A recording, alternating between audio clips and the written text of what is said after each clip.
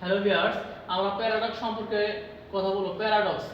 Paradox হচ্ছে প্রচলিত মতবাদের বিরুদ্ধে গিয়ে তার যে সেলফ টকিং, সেটা হচ্ছে প্যারাডক্স। মানে আপনি যে কথাটা বলবেন, অন্য একটা ব্যক্তি তার নিজস্ব যুক্তি দিয়ে সেম কথাটাই বলবে। এ সেলফ কন্ট্রাডিক্টরি অর্থাৎ হলো সাংঘর্ষিক। এ স্টেটমেন্ট সেলফ মানে একজন ব্যক্তির নিজস্ব মতবাদ, সেটা অন্য একটি ব্যক্তির মতবাদের সাথে সাংঘর্ষিক হবে। এটাই হচ্ছে প্যারাডক্স।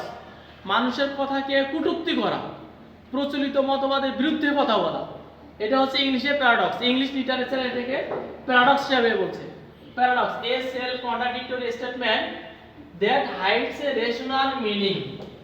মানে যে যুক্তিটা সবার সামনে তুলে ধরা যায়, যে যুক্তিটাকে সবাই গ্রহণযোগ্য এবং সুস্পষ্টভাবে দেখতে পায়, সেটা হচ্ছে রেশনাল মিনিং।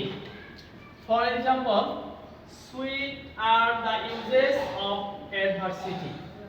ওকে ভিউয়ার্স, আমরা অনেক ভালো করে খেয়াল করব। প্যারাডক্স হচ্ছে প্রচলিত মতবাদের বিরুদ্ধে কথা বলা, কটূক্তি করা, সমালোচনা করা, ক্রিটিসাইজ করা, এটা হচ্ছে প্যারাডক্স।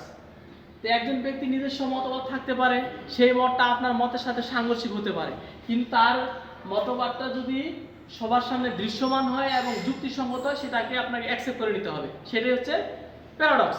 তো what is paradox? Definition of paradox. The paradox. The answer is a self-contradictory statement that hides a rational meaning. For example, sweet are the uses of adversity. Thank you, viewers.